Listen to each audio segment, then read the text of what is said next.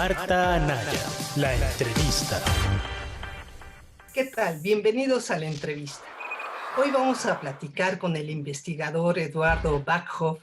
Él es psicólogo educativo, tiene maestría, doctorado en educación, fue ahora sí que un consejero en el Instituto Nacional de Evaluación para la Educación y actualmente es presidente del Consejo Directivo de Métrica Educativa. Doctor Backhoff, qué gusto saludarlo. Marta, un placer desde Baja California. Te mando un saludo, lo mismo que a todos tus escuchas. Bueno, vámonos derechito. La gran pregunta.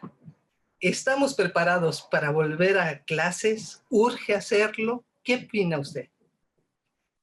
En principio, opino que se debe de regresar a clases lo antes posible. Esa es la premisa en la que hay que partir. La pandemia ha dejado al sistema educativo en una situación muy endeble y ha hecho que se agranden las brechas educativas entre los países ricos y los países pobres y entre las poblaciones vulnerables y no vulnerables dentro de un país. Entonces vamos a encontrar una situación francamente catastrófica. Entonces hay que regresar ¿Catastrófica es la palabra? Catastrófica es la palabra porque hay 50% de los estudiantes, al menos mexicanos, que tuvieron mucha dificultad para tener la oportunidad de aprender porque no tenían las condiciones de infraestructura digital en casa. Entonces, ¿cómo podían aprender ellos si no tenían internet y no podían tener la comunicación con sus docentes? Una cantidad importante, se calcula que 5.2 millones de posibles estudiantes no se inscribieron en este ciclo escolar debido directamente por la pandemia o indirectamente por ella, por problemas de tipo económico. No tenemos, digamos, la dimensión de la gravedad porque no ha habido evaluaciones en especial respecto al aprendizaje de los estudiantes, pero más o menos se calcula que se debe haber perdido cuando menos medio año o más de aprendizajes del grado anterior. Entonces, con esta pérdida, los nuevos estudiantes ingresan a grados siguientes sin haber aprendido lo suficiente. Entonces, ¿qué va a hacer el profesor en un curso donde hay una diversidad de niveles de aprendizaje que le va a complicar al profesor continuar con el curso normalmente como lo hacía en años anteriores? Entonces, supongo que es muy grave, no tenemos los datos duros que nos gustaría tener para poder dimensionar el problema de aprendizaje al menos, pero sí lo tenemos en cuanto a la deserción o el abandono escolar, y ya eso es una de las cosas más duras. Ahora, ¿se debe de regresar a clases? Claro que se debe regresar a clases siempre y cuando sea seguro el regreso a clases. Sí, que eso es lo que los papás ahorita tienen aquí, el alma en vilo, ¿no? Y mira, y yo creo que la respuesta es sí se puede, pero en algunas escuelas. En las escuelas más bien equipadas, que usualmente son las escuelas particulares, algunas de ellas, no todas, que tienen todo el equipamiento de infraestructura y todo lo que sea necesario para poder proteger a los estudiantes, al personal y a los padres de familia. Fíjate, algo que se ha dicho es que en las escuelas no son focos de infección. Usualmente no lo son. Pero a la hora de que más o menos el 30% de los padres de familia se tengan que transportar en autobuses o en medios simplemente de transporte público, desde ahí van a comenzar, por supuesto, con esa movilidad a tener mayor posibilidad de infectarse. Entonces tienes que tener un protocolo muy estricto para poder asegurar que no haya contagios. En las escuelas públicas hay esa posibilidad. El problema es que, más o menos para que tengas una idea del problema, cerca del 20% de las escuelas públicas tienen problemas de drenaje, tienen problemas de agua potable, tienen problemas de espacios libres, bien ventilados, o más probablemente, estoy siendo bastante conservador, pero ese 20%, estamos hablando de 250,000 escuelas, pues son 50,000 escuelas que tienen ese problema. O sea, es terrible, Wow. es una cosa importante. Entonces, el gobierno, el sistema educativo, no aprovechó el tiempo de la pandemia, uno, para cuidar sus escuelas, y muchas de ellas fueron vandalizadas, porque simplemente no había cuidadores. Y segundo, para poderle invertir el recurso necesario para que estuvieran, digamos, listas, al menos en materia de infraestructura, para que los niños pudieran regresar a clases. Y lo más triste es que las poblaciones más desprotegidas y más vulnerables son las que van a esas escuelas. Entonces, la respuesta es sí se puede, bajo ciertas condiciones, con un protocolo muy, digamos, detallado y con reglas claras. El problema es que el gobierno ha mandado un montón de mensajes equivocados o al menos disonantes. No sé si esa es la mejor palabra, ¿verdad? Pero por un lado te dijeron solamente en el semáforo verde. Ah, ¿ya quitaron eso? Porque dijeron no, ya eso ya no importa. Sí, ya. Lo estamos haciendo en el peor momento de la pandemia. Es En el el peor, no hay pico de la ninguno tercera ola. otro. En el pico, y no sabemos si este es el pico, ¿eh? O sea, va en una situación, pero bueno, al menos vamos a decir que en el mejor de los casos es el pico, pero podría ser todavía más adelante. Lo está haciendo con reglas titubeantes. Dice, una carta compromiso de los padres para que se responsabilicen, fíjate, los padres por el contagio de sus hijos. Tuvieron que echar marcha atrás, porque pues, luego mandan otra carta, vuelven a echarse para atrás de que no era la carta, que así no, y con un protocolo, francamente, que es de sentido común. Uso de cubrebocas, no aglomeraciones, lavarse las manos, nada más les faltó que también los dientes. Es decir, lo que tú y yo hubiéramos podido pensar, pero no se ve que sea digamos, el producto de un comité científico, que eso es lo que nos hace falta en el país, que hubiera analizado el problema, con especialistas de todo el mundo inclusive, y que nos hubieran dicho sus condiciones para México, no para Inglaterra ni para Estados Unidos, para México. Como están sus escuelas, debería de tener ese protocolo.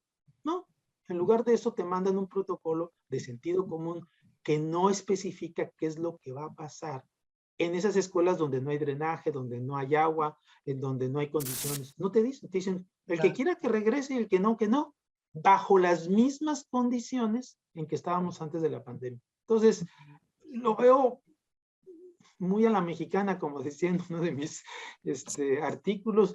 O sea, ahí se va, creemos que nos va a salir bien, no tenemos por qué tener miedo. No, al revés, debemos de tener miedo porque las condiciones están para ello, no es porque nosotros la estemos inventando. Claro, tendríamos entonces un escenario de distintos retornos. Que se están tomando decisiones, así es, más o menos con intuiciones, pero esto no es como en las Olimpiadas. Si la hacemos mal, pues no ganamos medallas, pero aquí si la hacemos mal, ganamos fallecidos. Y ese es el tema, digamos, más preocupante. Entonces, a mi manera de ver, lo que se debería de hacer es escuela por escuela, revisar, analizar y tomar la decisión de si se abre y en qué condiciones se abre y cuándo se abre. Y solamente se debe abrir en aquellos casos en los que haya las condiciones. Y por el otro lado, debería de haber un protocolo mucho más estricto que el que nos dieron en ese decálogo. ¿Qué pasa si hay un estudiante que se infecta? Dijeron, si hay 3, esto lo acabo de oír hoy, si hay 3, se cierra el salón de clases. Pues yo diría, con 1 se debería cerrar el salón de clases. 2, si hay 2 salones de clases cerrados, se cierra toda la escuela. Me parece una locura eso también. ¿Para qué cerrar una escuela de 20 o 30 o 40 salones con 2? Pero bueno, ellos lo están diciendo de esa manera. La otra es que si tú revisas el protocolo de investigadores en salud, es mucho más estricto que este que nos está diciendo la SEP. Por ejemplo, te dicen, debe de traer 2 cubrebocas. Deben de traer un repuesto y el docente tiene que cambiárselo cada 4 horas. Porque habla, porque humedece y a la hora de humedecer pierde Efectividad. el cubrebocas. En fin, tienen que haber pruebas. Es decir, si hay un grupo infectado, por decirlo, por una persona, todo ese grupo debe de irse a que les hagan un PCR a pruebas y después regresar a aquellos que salen negativos. Y no solamente esperarse a ver si en los 15 días no pasó nada. En fin, me parece que ha faltado detalle y creo que la respuesta es sí debemos de regresar a clases, sí deberíamos de hacerlo, pero en estas condiciones en donde se minimiza, no se va a evitar, eso es clarísimo, no se va a evitar, pero sí se puede minimizar y en esas condiciones yo creo que todo el mundo estaríamos de acuerdo en regresar a clases. Fíjense que estaba escuchando en la mañanera al representante de UNICEF que decía que, bueno, finalmente, como no hay manera de evitar, por ejemplo, un contagio, cosas por el estilo, ni qué va a pasar exactamente, tendríamos que aventarnos un mes, quizá 2, pues de prueba-error y a partir de ahí, pues ver qué hacemos. ¿Qué opinión le merece este comentario? Me parece que sería bueno siempre y cuando se haga en las mejores escuelas, en las escuelas que tengan las mejores condiciones. Pero yo no lo haría en escuelas donde sabemos que por condiciones de poca salubridad, pues seguramente se van a infectar los estudiantes. O sea, yo no haría eso. Ahora, el problema no es solamente que se infecten los estudiantes, también los estudiantes pueden llevar la infección porque pueden ser asintomáticos y pueden llevar la infección a casa. Entonces es un rebote ahí. Sí creo que estamos en una situación inédita. Sí creo que hay que tomar ciertos riesgos, no hay forma en que eso se pueda evitar, pero de la manera más segura nuevamente. Y si la UNICEF dice, bueno, hagámoslo, hagamos un piloto, vamos a decirlo de esa forma, yo digo sí, pero en las condiciones en las cuales podamos nosotros ir aprendiendo y no arriesgando. Esa sería mi opinión. No generalizar de, órale, todos vámonos a la escuela, no. No, creo que no va a ser así de todos modos. Creo que el escalonamiento es un punto, me parece muy correcto el escalonamiento. Lo que no han dicho es en qué condiciones se va a escalonar, o sea, qué escuelas son las que van a entrar primero y qué escuelas son las que van a entrar después. Me parece que no es incorrecto esto de la UNICEF, pero nuevamente yo no. Vi ahora un cartón, bueno, una caricatura que me llamó mucho la atención, que es muy cruel porque dice, un profesor les dice a los niños de natación, hay un tiburón en el mar y dice, ahora nos toca a todos los niños ir a nadar, aunque solamente el 1% lo puede agarrar el tiburón. No. Es terrible. Entonces, digamos, el tiburón es la pandemia y hay que entender que muchos de ellos se van a morir. O, digamos, ya está documentado que los niños se pueden morir, no solamente se pueden infectar, sobre todo los que tienen 12 años en adelante. Entonces, por ejemplo, hay toda la discusión ahorita en el mundo de si se deben vacunar esos, que ya son los adolescentes, y ya hay una gran cantidad, o digamos, hay al menos una corriente que dice sí, ya se pueden vacunar esos estudiantes, no los más chiquitos, pero los más cercanos, digamos, o los más grandes. Por eso, fíjate, la UNAM, el Politécnico, han decidido no abrir clases. Cierto. ¿Por qué? Porque saben, y ellos han dicho hasta que no estén verde, ellos sí se han mantenido con un protocolo muy estricto. Claro que es diferente, porque en educación superior los estudiantes son más autónomos, porque tienen más posibilidades de estudiar desde casa, pero aún así no es lo mismo.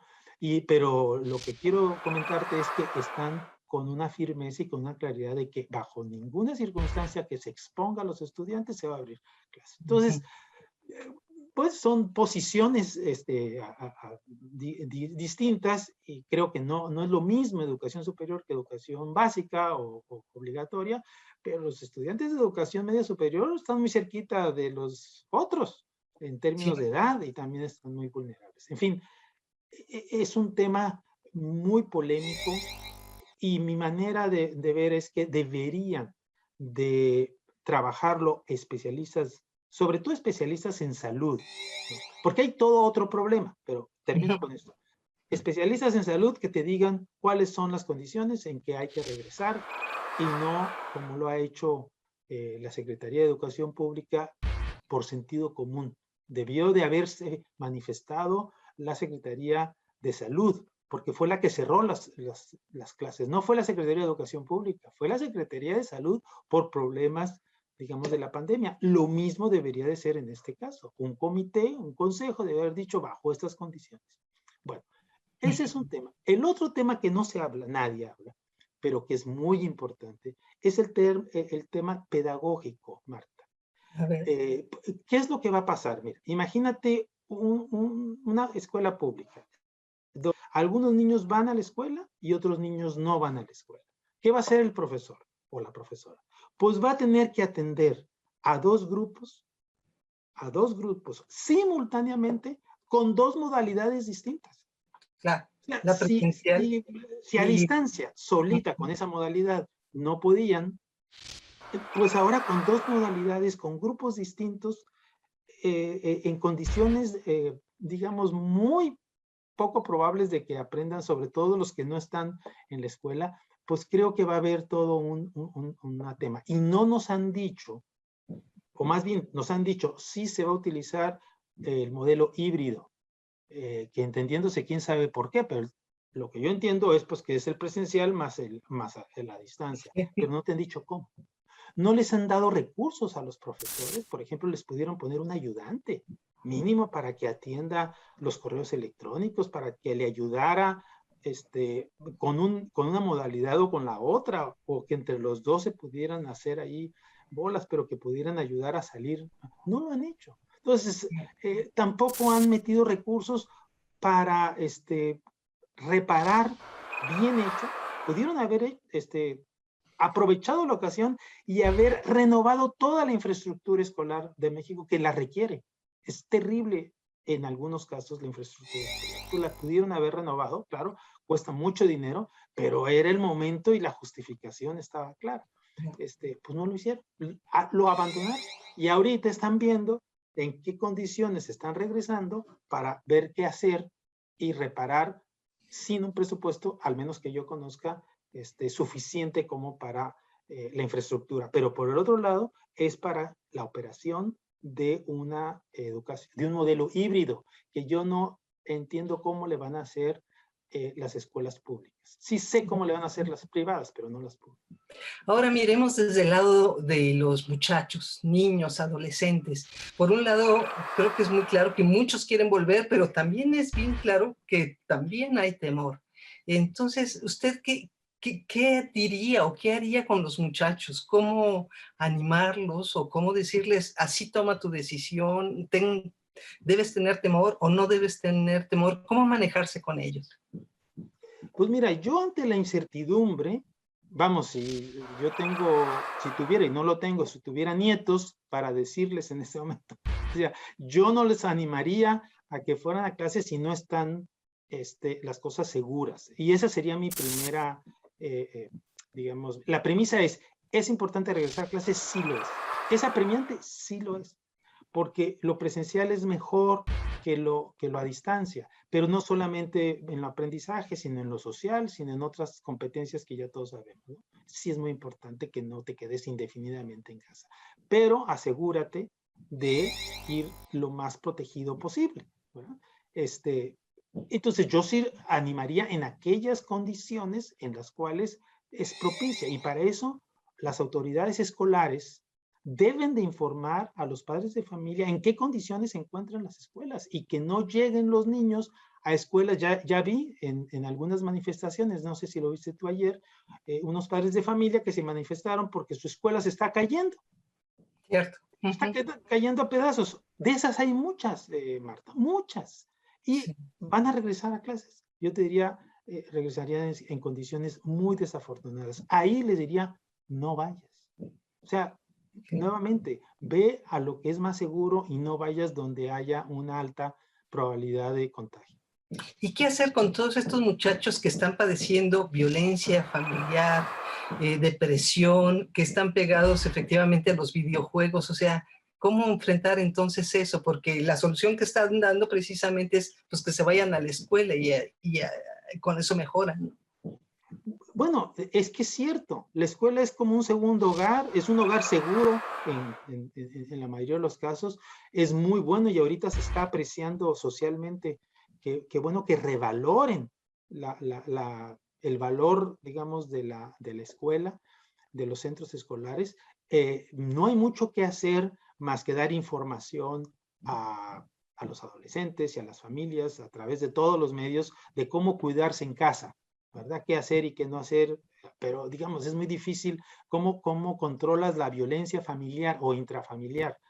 Pues desde afuera es imposible. Entonces, por eso es que muchos dicen, en la escuela está seguro, al menos la mitad del tiempo, aquí te tenemos con mayor seguridad. Por eso es que es importante volver a tu pregunta. ¿Es imperante volver a clases? Sí, es imperante. Claro que sí. El problema es que pareciera que en México se hacen las cosas como que si por un milagro se fueran a resolver las cosas, solo esperando de que nos vaya bien, con esta idea de que sí nos va a ir bien, no se preocupe. No, yo veo si se va bien, si le metes dinero, si le metes especialistas, si haces protocolos, si haces las acciones necesarias que son, digamos, que son además de sentido común muchas de ellas, y si te apoyas en la ciencia para que tú puedas hacerlo lo mejor forma posible. Entonces, la respuesta es, ante la incertidumbre de quedarte en casa y seguir padeciendo los males, o irte a la escuela y contagiarte, digamos, hay una tensión ahí y que yo no puedo resolverle. Yo creo que es una cuestión de cada padre de familia valore o cada estudiante, qué tan peligroso es seguir en la casa bajo las condiciones en que está o irse a la escuela en las condiciones en que está la escuela. Es muy difícil, no me atrevería yo a dar una solución generalizada, por eso digo, Marta, yo insisto en que debiera de hacerse escuela por escuela. Sí, porque parece que vamos a la buena de Dios, efectivamente, ¿no? Y fíjate los fracasos que hemos tenido en Campeche. Anteriormente, ya hace varios meses del año pasado, bueno, el escolar, ya habían regresado a clases y fue un fracaso porque hubo contagios. Y luego, creo que fue el 7 de julio. El 7 de julio se acaba y pusieron el semáforo, lo pusieron en verde para que pudieran regresar a clases. Regresaron a clases, no sé si el 5% o menos de ellos. O sea, fue un fracaso. Y esto puede ser otro fracaso en el cual, por no hacer bien las cosas, por no hacerlas planeadas, los padres de familia o los mismos estudiantes no quieran regresar o se regresen una vez que vean cómo están la situación. Entonces, es difícil, no tengo yo una solución, pero sí creo que los especialistas, al menos en salud, tienen mucho que decir y no los he visto. Aquí nada más he visto a la secretaria diciendo muy poquito y muy superficial. Ni hablar. Doctor Backhoff, el tema da para muchísimo, pero se nos fue el tiempo. Se lo agradezco de verdad. Marta, te agradezco la atención y la confianza y la plática. Estamos a tus órdenes. Muy amable. Y pásela muy rico por allá, por aquellos rumbos. Bueno, cuídese usted por allá. Igual, hasta luego. Marta Anaya, la entrevista.